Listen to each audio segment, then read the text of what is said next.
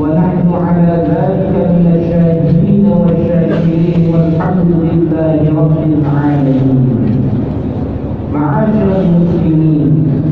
Jemaah sidang Jumat yang dimuliakan oleh Allah Subhanahu wa Ta'ala, marilah sama-sama kita memanjatkan puji serta rasa syukur kita kepada Allah Subhanahu wa Ta'ala atas segala limpahan nikmat demi nikmat yang Allah berikan kepada kita semua, atas seluruh anugerah, karunia, rahmat, taufik dan hidayah yang sampai dengan detik ini masih Allah berikan kepada kita semua, sehingga di tengah-tengah aktivitas kesibukan kita dapat meluangkan waktu untuk melaksanakan kewajiban kita kepada Allah, memenuhi panggilan dari Allah, melaksanakan perintah Allah, yakni sholat Jumat berjamaah. Mudah-mudahan seiring doa dan harapan, segala rangkaian amal ibadah yang kita kerjakan, baik amal yang wajib maupun yang sunnah, Allah catat menjadi amal kebaikan yang telah dapat menyelamatkan kita semua dalam kehidupan di dunia sampai dengan di akhirat. Amin ya Allah ya Rabbal Alamin. Ma'asyiral muslimin, jemaah sidang Jumat yang dimuliakan oleh Allah Subhanahu wa Ta'ala, Allah menciptakan kita semua manusia. Sunnatullah, manusia diciptakan oleh Allah terkadang melakukan ketaatan kebaikan dan terkadang juga melakukan dosa keburukan.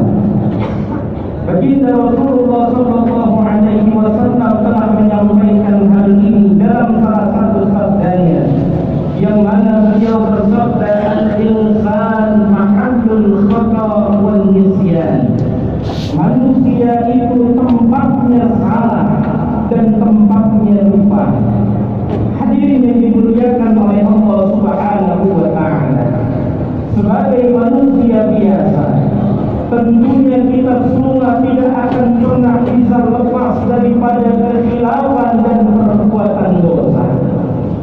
Karena di awal kami telah menyampaikan bahwa Allah menciptakan kita manusia dengan sunnatullah yang sudah ditetapkan oleh Allah.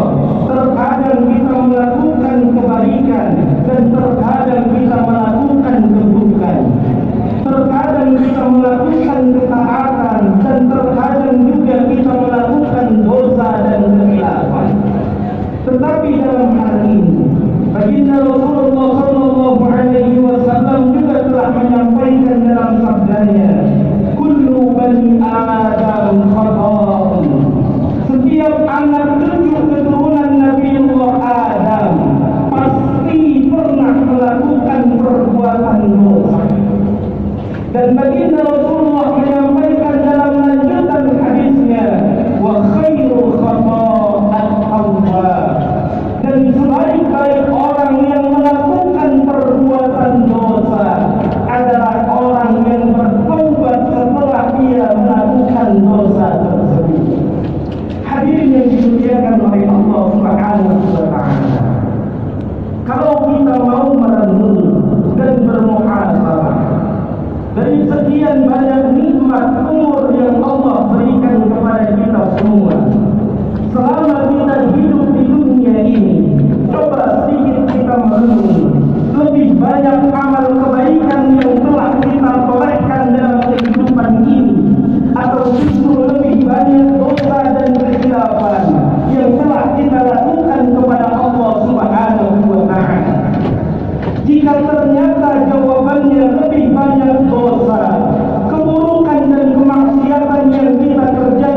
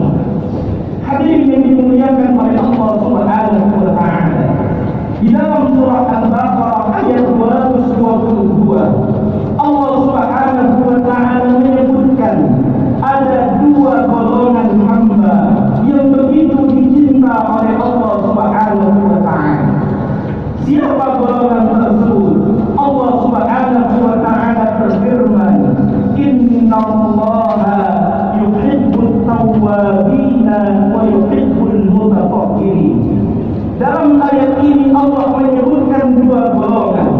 Innallaha, sesungguhnya Allah Subhanahu wa ta'ala yuhibbu, sangat-sangat mencintai. Siapa hamba yang sangat dicintai oleh Allah? Yang pertama, at-tawwabin, hambanya Allah yang ketika ia melakukan dosa ia bertobat kepada Allah. Setiap ia melakukan dosa ia selalu bertobat kepada Allah. Maka ini adalah golongan yang sangat dicinta oleh Allah. Dan golongan yang kedua, al-mutasahhirin, golongan orang-orang yang selalu mensucikan dirinya, mensucikan jiwanya, mensucikan hatinya untuk Allah Subhanahu wa ta'ala. Hadirin jemaah yang dimuliakan oleh Allah Subhanahu wa ta'ala, di dalam salah satu hadis qudsi Allah Subhanahu wa ta'ala pernah berfirman, yang mana Allah mengatakan, ya ibna Adam, wahai anak cucu keturunan Nabiullah Adam. Allah memanggil kita semua.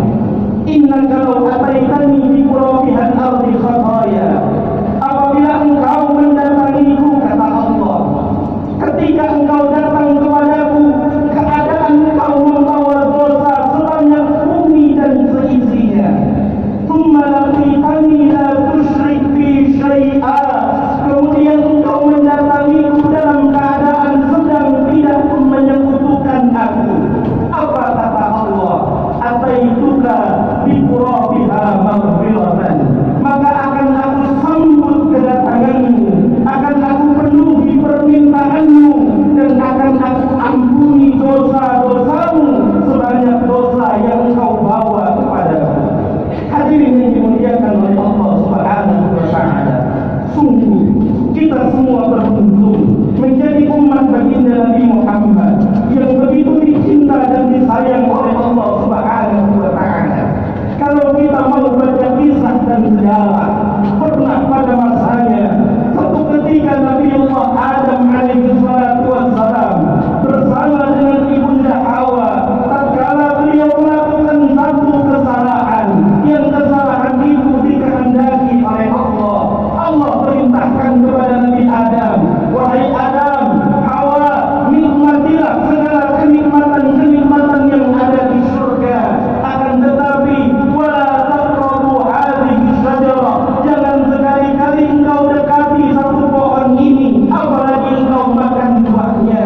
Kemudian Nabiullah Adam melakukan kesalahan tersebut, yang mana ulama mengatakan kesalahan itu dikehendaki oleh Allah, sehingga terjadilah kehidupan di dunia ini. Apa yang Allah berikan untuk Nabiullah Adam dan ibunda Hawa? Satu kali Nabiullah Adam melakukan kesalahan, Allah mengusir Nabiullah Adam dan ibunda Hawa dari tempat yang paling mulia, surganya Allah, menuju tempat yang paling hina, yaitu dunia. Tidak hanya sampai di situ, hadirin. Setelah Allah usir Nabiullah Adam dan ibunda Hawa dari surga ke dunia, Allah pisahkan Nabiullah Adam dengan istri tercintanya. Dalam keterangan, saat diturunkan ke dunia, Nabiullah Adam diturunkan oleh Allah di salah satu daerah di negara India, sedangkan ibunda Hawa diturunkan di Jeddah, Saudi Arabia. Setelah Allah usir dari surga, kemudian Allah pisahkan dengan keluarga tercinta. Apa yang Allah lakukan untuk Nabi Adam? Kemudian yang ketiga, Allah berikan hukuman untuk Nabiullah Adam. Allah buka seluruh pakaian-pakaian Nabiullah Adam, sehingga pada saat ia turun ke dunia, Nabiullah Adam dan ibunda Hawa tidak memakai satu helai pakaian yang menutupi tubuhnya. Setelah Allah usir, Allah pisahkan dengan keluarga tercinta, Allah buka aib-aibnya. Kemudian apa yang dilakukan oleh Allah? Allah baru menerima taubat Nabiullah Adam. Setelah 350 tahun lamanya, Nabiullah Adam bertaubat kepada Allah Subhanahu wa ta'ala. Hadirin yang dimuliakan oleh Allah Subhanahu wa ta'ala, mari sama-sama kita tanyakan kepada diri kita masing-masing. Berapa kali kita telah berbuat dosa kepada Allah? Berapa banyak kemaksiatan yang telah kita kerjakan kepada Allah?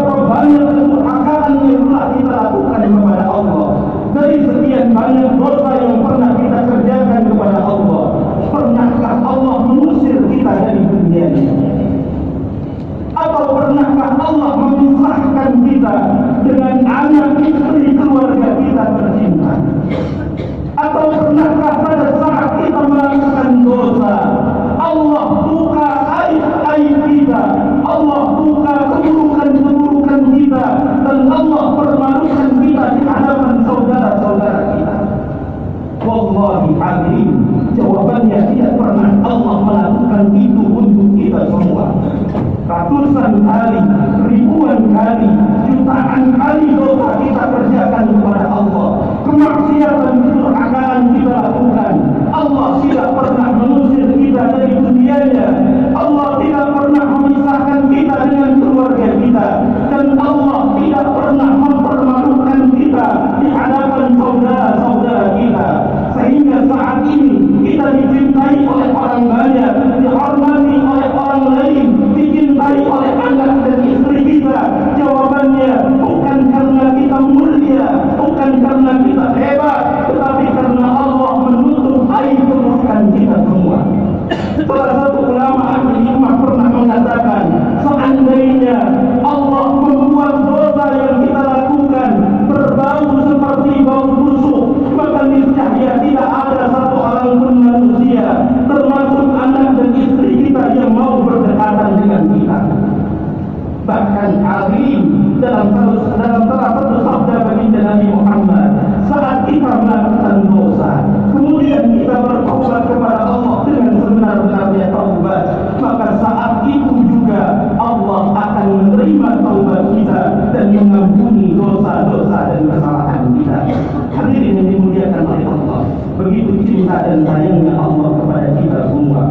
Mari sama-sama kita raih cinta dan sayang dari Allah dengan bertobat kepada Allah Subhanahu wa Ta'ala. Karena jutaan manusia yang saat ini berada di alam barzakh, mereka semua setiap detik menangis berdoa kepada Allah agar Allah kembalikan mereka untuk hidup di dunia. Salah satu tujuannya agar mereka bisa bertaubat dari dosa dan kesalahan yang pernah mereka lakukan di dunia. Saat ini kita masih hidup di dunia, maka jadilah hamba-Nya Allah yang senantiasa bertaubat kepada Allah atas segala dosa dan kesalahan kita. Jangan sampai kita menjadi manusia yang merugi tatkala malaikat maut menjemput kita, namun kita masih membawa dosa. Padahal Allah begitu pemurah dan Allah begitu pengampun untuk kita semua. Mudah-mudahan sebelum khutbah yang singkat dari khatib dapat bermanfaat untuk diri khatib pribadi dan umumnya kepada hadirin jemaah sekalian, dan mudah-mudahan Allah ampuni segala dosa dan kesalahan kita, Allah maafkan segala kekhilafan kita, Allah terima segala amal ibadah kita, dan mudah-mudahan Allah bahagiakan kita dalam kehidupan di dunia, wafatkan kita dalam keadaan husnul khatimah, dan masukkan kita semua bersama-sama dalam surga-Nya. Amin ya Allah ya Rabbal alamin. Barakallahu li wa lakum bil Qur'anil azim wa nafa'ani wa iyyakum bima fihi min al-ayati wa dhikril hakim. وتقبل منا ومنكم تلاوته. أقول قولي هذا وأستغفر الله العظيم لي ولكم ولسائر المسلمين والمسلمات والمؤمنين والمؤمنات فاستغفروه إنه هو الغفور الرحيم.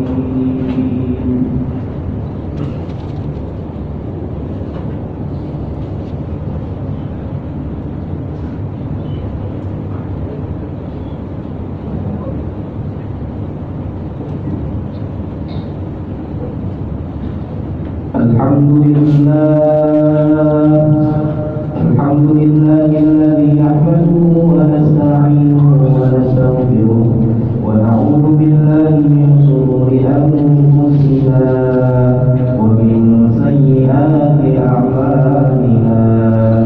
من يهده الله فلا مضل له ومن يضلله فلا هادي له. أشهد أن لا إله إلا الله وحده لا شريك له وأشهد أن محمدا عبده ورسوله.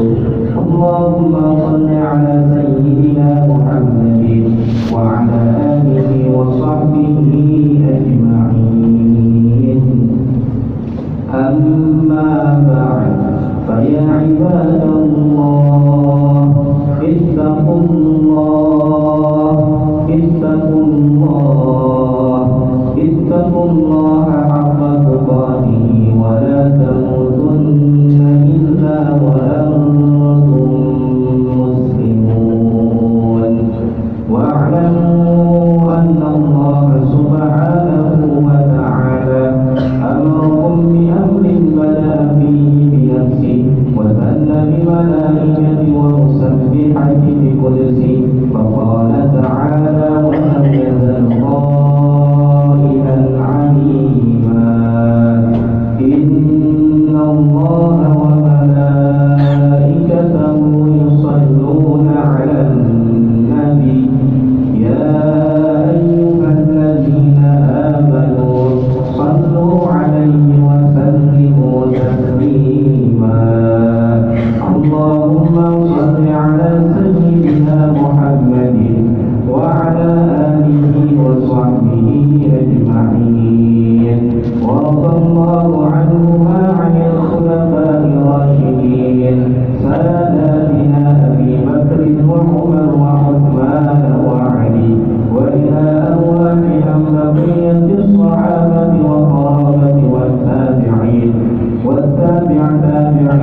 والعلماء والعاملين وعلينا معهم وفيهم برحمتك يا أرحم الراحمين.